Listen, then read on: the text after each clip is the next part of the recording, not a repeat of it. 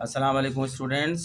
Business my name is Aqeel Ahmad. English master channel की जानिब से बिजनेस कम्युनिकेशंस पर जो है मैं लेक्चर दे रहा हूँ। एक स्टूडेंट ने रिक्वेस्ट करी है मेरे चैनल के ऊपर कमेंट्स करके कि आप preparation before writing business report पर भी लेक्चर दें। तो मैंने लेक्चर बनाया है preparation before writing business report, यानी कारोबारी रिपोर्ट लिखने से पहले तैयारी। कारोबारी रिपोर्ट लिखने से पहले अपने आप को प्रिपेयर करना, तैयार करना। ठीक है।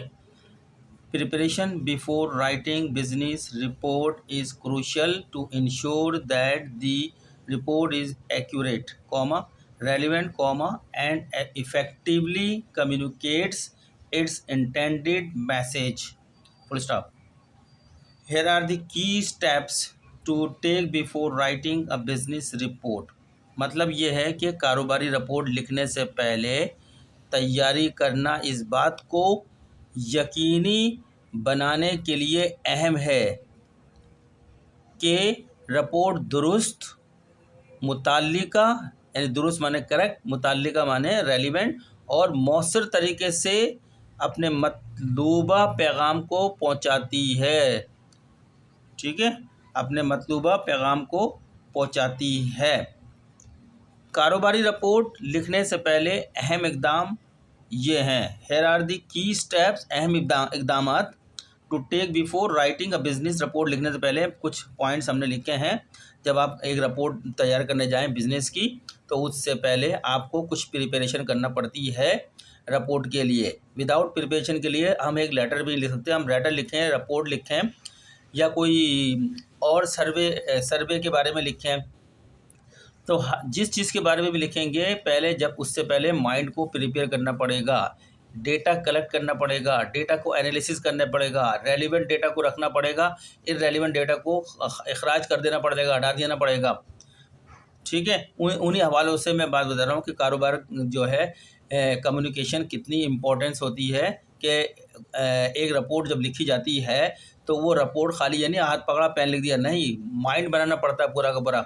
दिमाग में वो तमाम हालत को बयान करना पड़ता है। और जब रिपोर्ट लिखते हैं तो बाकायदा उसकी स्पेलिंग भी दुरुस्त होनी चाहिए, उसकी ग्रामर दुरुस्त होनी चाहिए, उसका सेंटेंस स्ट्रक्चर सही होना चाहिए। बहुत सारी बातों को मद्दे रखते हैं। चलें, जो मैंने लिखी है तो अब मैं शुरू करता हूँ। पहला स्टेप्स जो है एक रिपोर्ट, कारोबारी रिपोर्ट लिखने से पहले तैयारी में हम पहला स्टेप्स क्या लेते हैं। पहला हमारा स्टेप है अंडरस्टैंड द पर्पस। जब आप कोई रिपोर्ट लिखने जाएं तो आपको अच्छी तरीके से आगाही होनी चाहिए कि आपका मकसद क्या है रिपोर्ट लिखने का। ठीक है, तमाम फैक्ट्स एंड फिगर्स आपके सामने होनी चाहिए। और रिपोर्ट लिखने का मकसद क्या है, इस रिपोर्ट से क्या बेनिफिट मिलेगा आपको, आप किसको पढ़ाना चाह रहे हैं रिपोर्ट कि कौन इस रिपोर्ट को, आपके सामईन यानी आपके ऑडियंस कौन है जो रिपोर्ट पढ़ेंगे, जिनके पास ये रिपोर्ट जाएगी। चलें, अंडरस्टैंड द पर्पस। पहला जो पॉइंट है understand the purpose. Clarify the purpose and objective. मकासद होते हैं, पर्पस मकसद होता है और ऑब्जेक्टिव मकासद होते हैं। ये आपका बिल्कुल क्लियर होना चाहिए मकसद क्या है रिपोर्ट को लिखने का of the report. Determine whether it's mean to inform. फिर आपको ये भी मालूम होना चाहिए कि इसको लिखने का क्या मतलब है। क्या हमने इत्तला मुहैया करनी है या किसी को कायल करना है, जो हमारा रीडर है उसको कायल करना है, उसको कोई इत्तला देनी है, एनालाइज करना है और रिकमेंड करना, सिफारिश करनी है, कोर्स ऑफ एक्शन जो हम एक्शन ले रहे हैं करनी है। तो मतलब ये है कि रिपोर्ट, इसको मैं सिंपल उर्दू और कर दूं, रिपोर्ट के मकसद और मकासद को वाज़ा करें। Clarify the purpose and objectives of the report. Report के मकसद और मकासद को वाज़ा करें। Determine whether it's mean to inform, persuade माने कायल करना होता है, इन्फॉर्म माने इतला देना होता है, एनालाइज माने तज्जिया करना होता है, रिकमेंड सिफारिश होती है, अ कोर्स ऑफ एक्शन। ठीक है ना, किसी अमल की सिफारिश करना, ये एक्शन जो है अमल होता है। अ कोर्स माने किसी अमल की सिफारिश करना। तो इसमें मैंने बताया कि रिपोर्ट के मकसद और मकासद को वाज़ा करें, इस बात का तयन करें, इन्हें डिटरमिन करें, तयन करें कि आया इसका मकसद, इस रिपोर्ट का मीन माने मकसद, इट्स मीन माने इसका मकसद। तो इन्फॉर्म इतला देना होता है, जो हमारा रीडर है जिसके पास ये रिपोर्ट जाएगी उसको सिर्फ इन्फॉर्मेशन इतला देनी है, इतला देना होता है। या कायल, परसुएट कायल करना है, या तज्जिया करना है कोई उसके सामने, या recommend a course of action, या किसी अमल की सिफारिश करना है। इस तमाम बातों से मुतालिक आपको अच्छी तरह आगाही होनी चाहिए। जब आप रिपोर्ट तैयार करने जा रहे हैं कोई बिज़नेस की, तो ये तमाम बातें आपके जहन में होनी चाहिए, रिपोर्ट लिखने वाले के जहन में होनी चाहिए, पूरे तरीके क्लैरिफाई होनी चाहिए। पर्पस तो आपको पूरा क्लैरिफाई होनी चाहिए जहन के अंदर अच्छी तरीके से, ठीक है ना। और डिटरमिन इस बात का भी जो है तयन होना चाहिए कि वेदर आया इट्स मीन, इसका मतलब टू इन्फॉर्म, हमने ये रिपोर्ट जो भेज रहे हैं इसका मतलब रीडर को इन्फॉर्म करना चाह रहे हैं, परसुएट किसी चीज़ के बारे में कायल करना चाहते हैं, एनालाइज करना चाहते हैं किसी डेटा वगैरह को, या रिकमेंड सिफारिश करना चाहते हैं, कोर्स ऑफ एक्शन किसी एक्शन को करने के लिए सिफारिश करना चाहते हैं, ये क्लियर होना चाहिए। फिर दूसरा पॉइंट लिखते हैं कारोबारी रिपोर्ट लिखने से पहले तैयारी के अंदर, दूसरा पॉइंट है डिफाइन दी ऑडियंस। अब आपको ऑडियंस को डिफाइन करना चाहिए, आपका रीडर कौन है, हम किसको भेज रहे हैं, ये रिपोर्ट किसके पास जाएगी, कौन इस रिपोर्ट को पढ़ने वाला है, ठीक है, वो ऑडियंस कहलाते हैं, सामेहीन, उर्दू में बोलते हैं सामेहीन। Identify the target audience for the report, जिसकी जब रिपोर्ट लिख रहे हैं कि ये रिपोर्ट हमारा टारगेट ऑडियंस कौन है, किसको हम टारगेट कर रहे हैं, ये रिपोर्ट किसको बना देनी है हमने, ये वो सामने होना चाहिए, आपको आइडेंटिफाई होना चाहिए। यानी रिपोर्ट के लिए हदफ सामेन की शनाख्त करें, यानी आपके सामेन कौन है, आपके ऑडियंस कौन है, पता होना चाहिए आपको। सच है जैसे एग्जेक्टिव्स, जो आपके डायरेक्टर्स होते हैं, बोर्ड ऑफ डायरेक्टर्स होते हैं, चेयरमैन होते हैं, प्रेसिडेंट होते हैं, ये एग्जेक्टिव्स होते हैं। मैनेजर्स होते हैं, क्या एग्जेक्टिव के पास जाएगी रिपोर्ट, मैनेजर के पास जाएगी रिपोर्ट, स्टेक होल्डर और जिनसे आपका कुछ मुफाद जुड़ा होता है, वो एक्सटर्नल भी होते हैं, इंटरनल भी लोग होते हैं, स्टेक होल्डर्स, वो लोग जो होते हैं जिनसे आपके कारोबार से मुताल्लिक कुछ ना कुछ लेन देन या कोई ना कोई मुफाद है, कोई ना कोई उससे डीलिंग है, वो स्टेक होल्डर हैं जिनका थोड़ा बहुत इंटरेस्ट है। बैंकिंग इदारे हो सकते हैं, स्टॉक एक्सचेंज होती है, ब्रोकर्स होते हैं, बहुत सारे लोग स्टेक होल्डर्स होते हैं। या क्लाइंट्स, जो जिनसे हम कारोबार कर रहे हैं, क्लाइंट्स जो हमारे ग्राहक हैं, कस्टमर्स हैं, वो हैं। तो ये हदफ आपको बिल्कुल क्लियर होनी चाहिए, बात आपको बिल्कुल क्लियर होनी चाहिए कि हमारे ऑडियंस कौन है। इतने सारे ये मैंने लिखे हैं, एग्जेक्टिव ये मेरा ऑडियंस है, या मैनेजर्स मेरा ऑडियंस है, स्टेक होल्डर्स मेरे ऑडियंस है, या क्लाइंट्स हैं, ये आपको पता होना चाहिए रिपोर्ट लिखने वाले को, ठीक है। Tailor the content and tone of the report to suit their needs and expectation, और आपको ये भी पता होना चाहिए कि इस रिपोर्ट से हमें क्या फ़ायदा हासिल होगा, हमारी एक्सपेक्टेशन क्या है ये रिपोर्ट, ठीक है। और इस रिपोर्ट की टून कैसी होनी चाहिए, जैसे लोग होंगे उसके हिसाब से टून करेंगे, और उसकी वोकैबुलरी, उसके वर्ड, उसका चुनाव, बात कहने का तरीका, सब चीज़ों को आपने ऑडियंस को देखकर आपने मद्देनजर रखना है, जो मेरा रीडर है जिसके पास रिपोर्ट जाई है, ये सारी चीज़ें।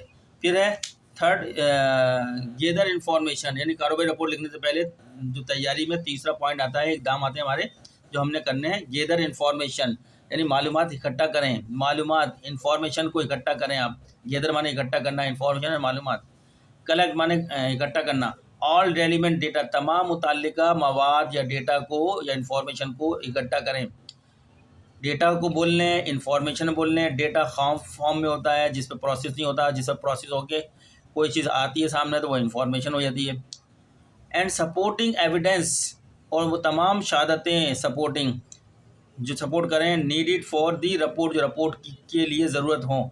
दिस में इंक्लूड, इसमें शामिल होती है फाइनेंशियल डेटा, मालियाती डेटा, मवाद जो होता है, मार्केट रिसर्च, मार्केट की तहकीक की रिपोर्ट होती हैं, केस स्टडीज़ होती हैं, और इंटरनल डॉक्यूमेंट, अंदरूनी डॉक्यूमेंट्स होते हैं, ठीक है।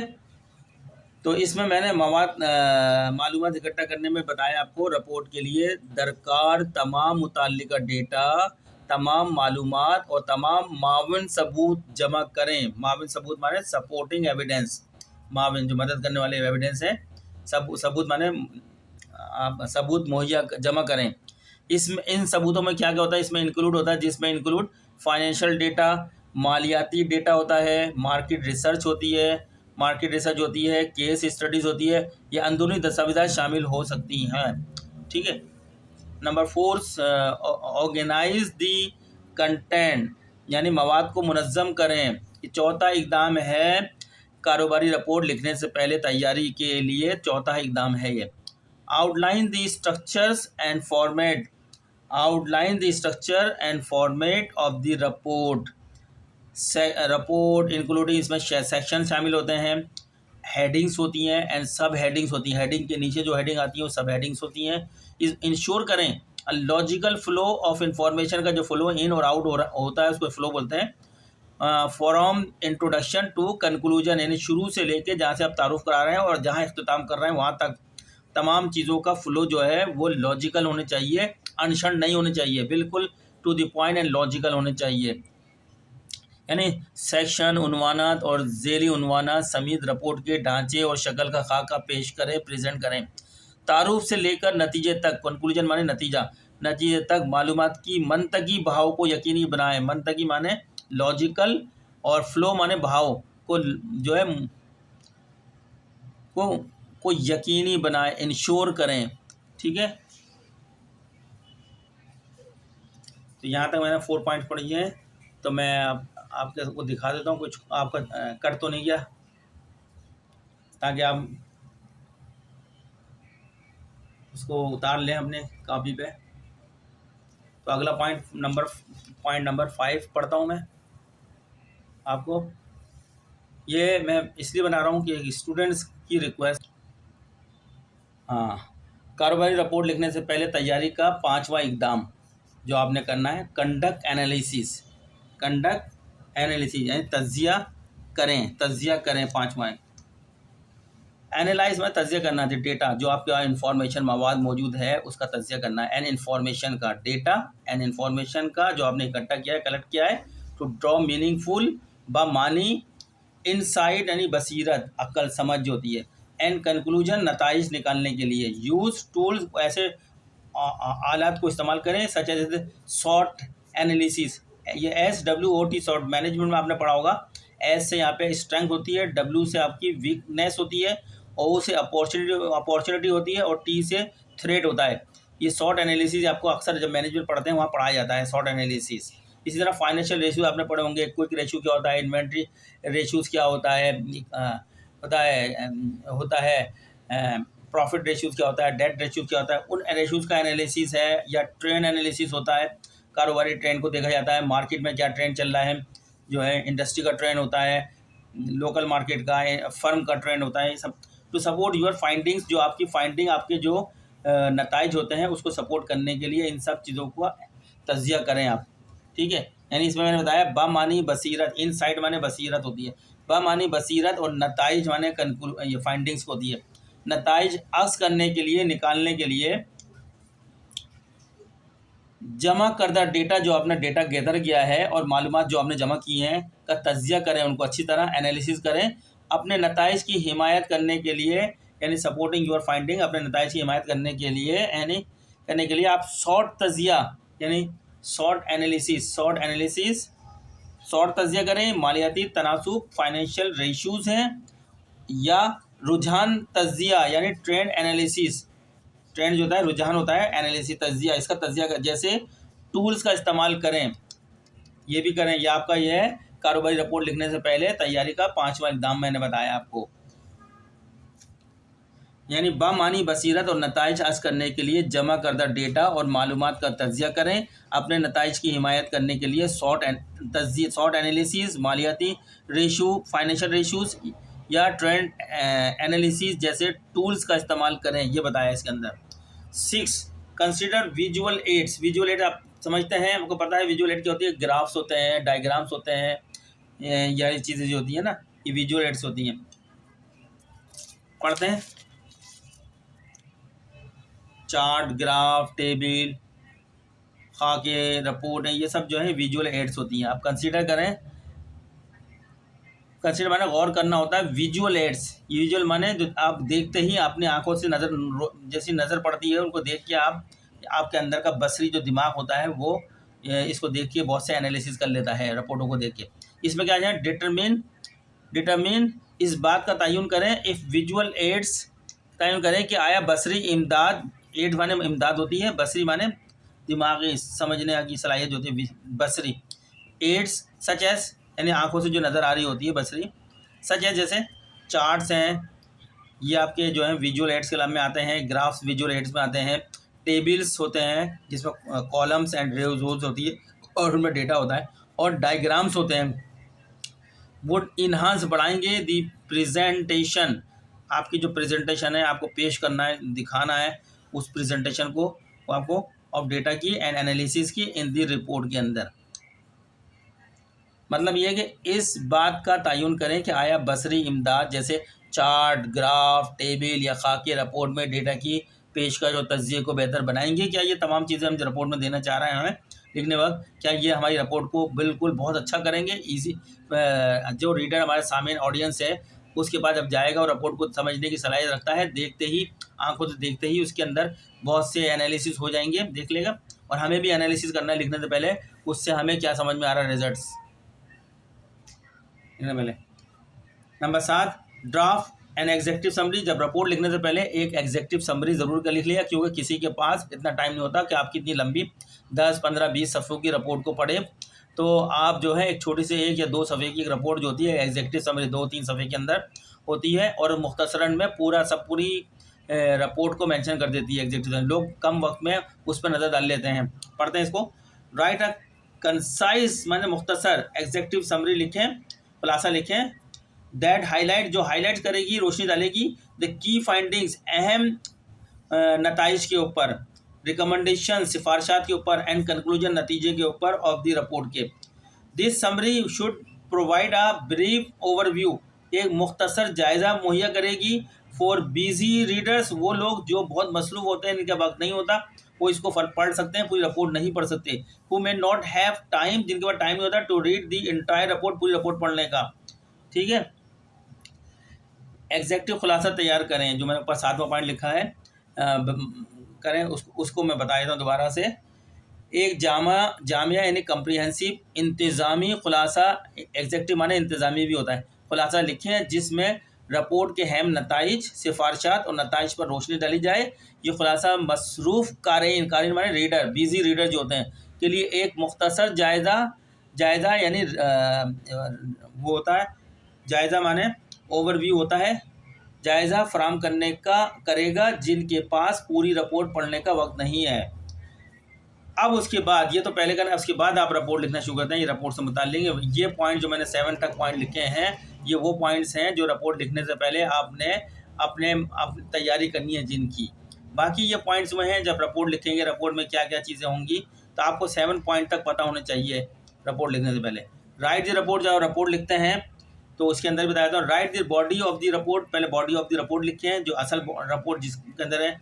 फॉलोइंग द आउटलाइन, उसकी आउटलाइन जो आपने पहले बनाई थी उसको फॉलो करें उस रिपोर्ट में। एंड स्ट्रक्चर, जो रिपोर्ट का डिटरमिन अर्लियर जो पहले तय कर चुके हैं, उस स्ट्रक्चर के मुताबिक लिखें।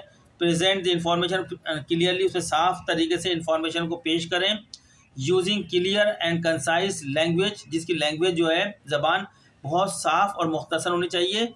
प्रोवाइड सफिशेंट कॉन्टेक्स्ट, उसके अंदर हवाले दें, काफ़ी हवाले दें। एंड एक्सप्लेनेशन और वजाहत भी करें फॉर दी रीडर के लिए, रीडर टू अंडरस्टैंड, रिसर्च की समझ के लिए, सिग्निफिकेंट ऑफ दी फाइंडिंग्स, इस जो नताइज निकाले गए हैं इस रिपोर्ट के, उसकी कितनी अहमियत है। तो मैंने वर्ड टू वर्ड आपको मतलब बताया गया है। अब इसका मफ़हूम बता देता हूँ मैं। बयान करदा खाका और साख्त के बाद रिपोर्ट का बुनियादी हिस्सा लिखें। वाज़ा और जामिया ज़बान का इस्तेमाल करते हुए मालूमात को वाज़ा तौर पर पेश करें। कारीन यानी रीडर के लिए नताइज यानी फाइंडिंग जो होती है की अहमियत को समझने के लिए काफ़ी सयाक व सवाक और वजाहत को रखें, दिखाएं, शो करें उसके अंदर। फिर उसके बाद जब रिपोर्ट लिख लें तो उसको रिव्यू एंड रिवाइज, एक मरतबा दोबारा रिवाइज करें और उसको रिव्यू करें, जिसका दोबारा जायज़ा लें रिपोर्ट का। कोई ऐसा पॉइंट तो नहीं है जो निकल गया, ऐसा पॉइंट हमने लिख दिया जो सही नहीं है, उसको हम काट दें और जो बेहतर और नया पॉइंट अगर ज़रूरत है डालने की तो वहाँ डाल दें, ताकि रिपोर्ट जामे हो जाए बिल्कुल। और रिवाइज़ करें, उसको पढ़ लेंगे और फिर दोबारा रिवाइज़ करें। ठीक है। रिव्यू द ड्राफ्ट रिपोर्ट, जो मसूदा आपका रिपोर्ट का है उसको रिव्यू करें, जायज़ा उसको दोबारा जायज़ा लें। फॉर एक्यूरेसी, उसकी स्पेलिंग देखें, उसकी ग्रामेटिकल स्ट्रक्चर देखें, सेंटेंस स्ट्रक्चर देखें। एक्यूरेसी, कोहेरेंस मवाफ़क़त होती है, हमहंगी कह सकते हैं कि रिपोर्ट के अंदर जो पॉइंट्स, जो इन्फॉर्मेशन दी गई उससे हमहंग है या नहीं है। एंड क्लैरिटी और वजाहत, रिवाइज, उसको दोहराएं एज नीडेड, जहाँ तक ज़रूरत हो, टू इंश्योर, इस बात की यकीनदानी कराएं कि the report meet the objective, तमाम मकासद पूरे करती है रिपोर्ट। एड्रेसिस, और उन तमाम नुकात को एड्रेस करती है। द ऑडियंसिस नीड, जो ज़रूरत ऑडियंस की है उनको हाईलाइट करती है वो। एंड कन्फर्म, मुताबिक है टू ऑर्गेनाइजेशनल स्टैंडर्ड्स, और ये रिपोर्ट जो ऑर्गेनाइजेशन तंजीम का जो मयार है उसके मुताबिक तैयार की गई है। ठीक है। एक वर्ड का मतलब मैंने बता दिया यहाँ पे। यानी दुरुस्तगी, हम-आहंगी और वज़ाहत के लिए मसूदा यानी रिपोर्ट, मसूदा यानी ड्राफ्ट को मसूदा बोलते हैं, ड्राफ्ट रिपोर्ट, मसूदा रिपोर्ट का जायज़ा लें, इस बात को यकीनी बनाने के लिए कि रिपोर्ट मकासद को पूरा करती है, सामीन यानी ऑडियंस की यानी ज़रूरियात को पूरा करती है और तंज़ीमी मयार के मुताबिक है, ज़रूरत के मुताबिक रद्द करें, हर चीज़ को रद्द नहीं करें, जो आप समझते हैं कि ये बेहतर नहीं है उसको काट दें, उसको निकाल दें रिपोर्ट में से, ठीक है ना, ताकि आपकी रिपोर्ट एक बेहतरीन हो, अच्छे नताइज दे इसके अंदर। फिर जब आप रिपोर्ट तैयार कर लें तो एक प्रूफ रीड होती है, इसके बाद दोबारा से रीडिंग की जाती है, प्रूफ रीड हतमी शक्ल जो होती है। प्रूफ रीड में बता रहा है, proof read the final version, जो आप आखिरी वर्जन आएगा उसको एक मरतबा और पढ़ें, of the report for grammar, उसकी ग्रामर चेक करें, स्पेलिंग चेक करें, पंक्चुएशन जो लगाई गई, कॉम है, फुल स्टॉप, ये उनको भी चेक करें, एंड फॉर्मेटिंग एरर, और अगर कोई एरर है तो दुरुस्त करें। इंश्योर कंसिस्टेंसी, और ये भी इस बात की भी यकीनदारी कराएं, कंसिस्टेंसी इन स्टाइल में consistency and tone through out the report, और रिपोर्ट की टोन बिल्कुल कंसिस्टेंट बैलेंस है और उसमें कोई आगे पीछे ऐसे अल्फाज नहीं हैं, ठीक है। लास्ट पॉइंट रिपोर्ट का है, फाइनलाइज एंड डिस्ट्रीब्यूट, जब रिपोर्ट आपकी फाइनल हो जाए, जो जिनकी दस्तखत है सब कुछ हो जाए, उसके बाद रिपोर्ट को जो है फाइनलाइज करने के लिए मेक एनी फाइनल एडजस्टमेंट, अगर कोई ज़रूरत है उसके अंदर एडजस्ट करने की तो उसको फाइनल एडजस्टमेंट कर लें रिपोर्ट को, एंड फाइनलाइज द रिपोर्ट, उसके बाद उसको आखिरी फाइनल कर लें, हतमी कर दें कि अब ये फाइनल हो गया, अब ये जाने वाली है। जब फाइनल हो जाए, सारी चीज़ें हो जाए उसकी, तो अब उसको तकसीम करने का मरहला आता है डिस्ट्रीब्यूट का। तो डिटरमिन, इस बात को तयन करें द एप्रोप्रिएट डिस्ट्रीब्यूशन चैनल्स, के किस तरीके से हम रिपोर्ट को भेजें, क्या TCS से भेजें, बाहर मुल्क में DHL से भेजें, या अपने लोकल है तो राइटर के ज़रिए भेजें, मुख्तलिफ चैनल्स होते हैं भेजने के चैनल्स, एंड शेयर करें the report with the intended audience, और उन ऑडियंस तक भी शेयर करें, उन तक भी पहुंचाएं जिससे आप जिसके को आप ये रिपोर्ट पहुंचाना चाहते हैं, जिनको अपनी बात बताना चाहते हैं, जिसके लिए रिपोर्ट लिखी गई है। इंश्योर करें कि दैट ऑल स्टेक होल्डर, जितने भी लोग जिनका कारोबार से आपका कुछ ना कुछ लेन देन, कुछ ना कुछ ताल्लुक है कारोबार के साथ, उनको इंश्योर करें to that all stake holder receive the report, उनको मिल चुकी है report in a timely manner, वक्त के ऊपर। तो स्टूडेंट्स, ये मैंने आपको बता दिया है कि कारोबारी रिपोर्ट लिखने से पहले तैयारी जो हमारे एक स्टूडेंट ने हमसे रिक्वेस्ट की थी कि सर आप जो है preparation before writing business report पर भी लेक्चर दें, तो मैंने ये लेक्चर अपना दे दिया है। अभी मैं इसको अपलोड कर देता हूँ। आज 19 तारीख है, सुबह का वक्त है, अब इसके बाद मैं ऑफिस जाऊँगा, शाम को ही वापस आऊँगा, कि शाम को कुछ मिलता है तो फिर देखूँगा। तो आपसे रिक्वेस्ट है कि आप हमारे इन लेक्चरों पे हमें कमेंट्स करके बताएं कि आपको कैसे लग रहे हैं, और अगर आप कहते हैं कि हम इसको कंटिन्यू रखें, लेक्चर देते रहें आइंदा आने वाले लोगों के लिए, तो आप हमारे इस चैनल को जो है ग्रो कराने में हमारी हेल्प करें, इसको आगे ज़्यादा से ज़्यादा ग्रुपों के अंदर भेजें, सब्सक्राइब करें, ताकि ये चैनल ज़्यादा ग्रो करे। तो हम हर टॉपिक पे, मैनेजमेंट पे, कम्युनिकेशन पे, ऑडिटिंग पे, टैक्स पे आपको सबके लेक्चर बनाएंगे, लेकिन इस कम टाइम में सब नहीं बन सकते, कोई एक पे ही अच्छा खासा वक्त लग जाता है। तो उम्मीद करते हैं कि आप हमारे इसको लाइक तो करेंगे ही, आप जैसे आप देखते हैं लाइक, लेकिन हम देख रहे हैं कि लाइक नहीं कर रहे हैं लोग, पढ़ तो रहे हैं लेकिन लाइक नहीं करते, शायद उनको हो सकता है हमारी पसंद नहीं आ रही हो। कोई कमेंट्स करके बताएं कि आपके लेक्चर अच्छे नहीं हैं, तो फिर हम उसके बारे में सोचें। तो उम्मीद करते हैं कि आपको हमारा ये लेक्चर पसंद आया होगा, आपको इम्तिहान के लिए काफ़ी हेल्पफुल होगा ये तैयारी के लिए, और मिलते हैं नेक्स्ट लेक्चर में। तब तक के लिए अल्लाह हाफिज़।